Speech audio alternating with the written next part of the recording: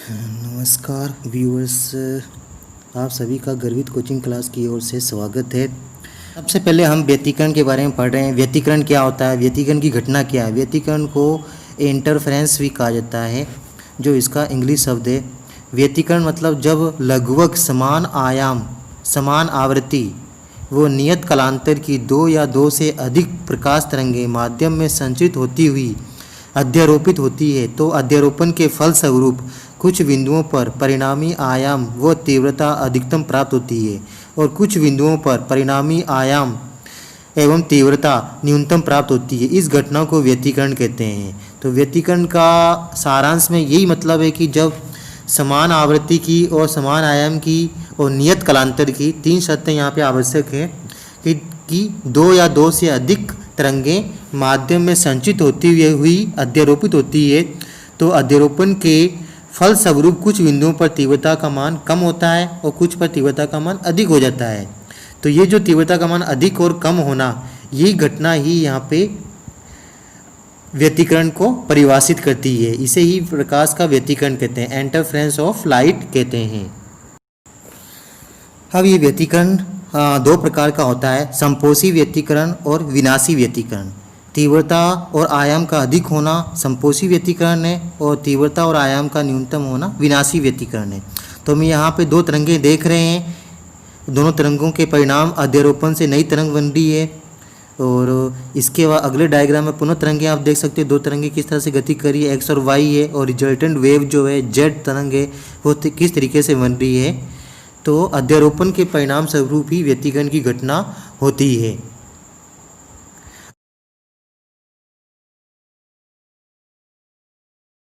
अब हम देखते हैं कि व्यतिकरण जो है उसके उदाहरण क्या है। तो पहला उदाहरण आप देखते हो कि जल की सतह पर फैली हुई केरोसिन ऑयल की परत का सूर्य के प्रकाश में रंगीन दिखाई देना। अगर केरोसिन ऑयल कहीं पे जल की सतह पर गिर जाता है तो वो जो परत है वो रंगीन दिखाई देती है, कलरफुल दिखाई देती है।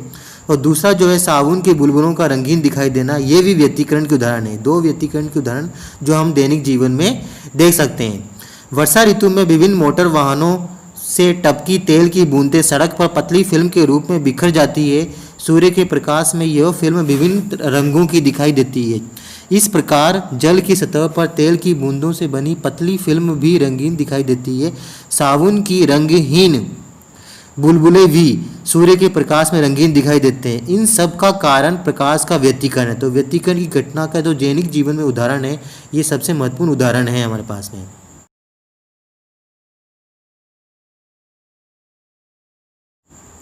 अब व्यतिकरण के जो दो प्रकार हैं, पहला संपोषी व्यतिकरण देखा है जिसे कंस्ट्रक्टिव इंटरफेरेंस भी कहा जाता है, जिसकी परिभाषा है माध्यम के जिस बिंदु पर दोनों तरंगें समान कला में मिलती है, अर्थात तरंगों के शीर्ष या गर्त एक साथ पड़ते हैं, उस बिंदु पर। यहाँ आप देख सकते हो कि कंस्ट्रक्टिव इंटरफेरेंस और डिस्ट्रक्टिव इंटरफेरेंस बना हुआ डायग्राम दिख रहा है। कंस्ट्रक्टिव इंटरफेरेंस संपोषी व्यतिकरण है जिसमें दो तरंगें दिख रही है, सरंग और गर्त आप देख सकते हो कि एक साथ यहाँ पे मिल रहे हैं यहाँ पे।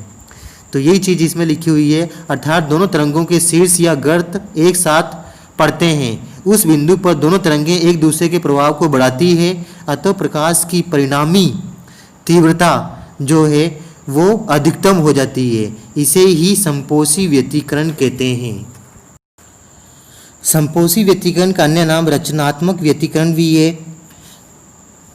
इसके बाद देखते हैं सेकंड टॉपिक है विनाशी व्यतिकरण। डिस्ट्रक्टिव इंटरफेरेंस माध्यम के जिस बिंदु पर तरंगें विपरीत कला में मिलती है, अर्थात एक तरंग के शीर्ष पर दूसरी तरंग का गर्त या एक तरंग का गर्त दूसरे के शीर्ष पर मिलता है। जैसा कि यहाँ पे चित्र में देख सकते हो कि डिस्ट्रक्टिव इंटरफेरेंस में सरंग और गर्त एक दूसरे के साथ मिल रहे हैं। तो इस प्रकार हम देखते हैं कि माध्यम के जिस बिंदु पर तरंगें विपरीत कला में मिलती है, या एक तरंग के शीर्ष पर दूसरी तरंग का गर्त या एक तरंग के गर्त पर दूसरी तरंग का शीर्ष पड़ता है, उस बिंदु पर दोनों तरंगें एक दूसरे के प्रभाव को नष्ट कर देती है और उस बिंदु पर प्रकाश की परिणामी तीव्रता न्यूनतम या शून्य होती है। इस प्रकार का व्यतिकरण विनाशी व्यतिकरण कहलाता है। पुनः डायग्राम आपके सामने आ रहे हैं। कंस्ट्रक्टिव इंटरफेरेंस और डिस्ट्रक्टिव इंटरफेरेंस, दोनों तरंगें मिल रही है कंस्ट्रक्टिव में और रिजल्टेंट वेव अपने को प्राप्त हो रहा है। और इसी प्रकार डिस्ट्रक्टिव इंटरफेरेंस में एक सिंगल लाइन प्राप्त हो रही है जो परिणामी तीव्रता न्यूनतम होती है या शून्य प्राप्त होती है। जैसा कि आप यहाँ पे देख पा रहे हो।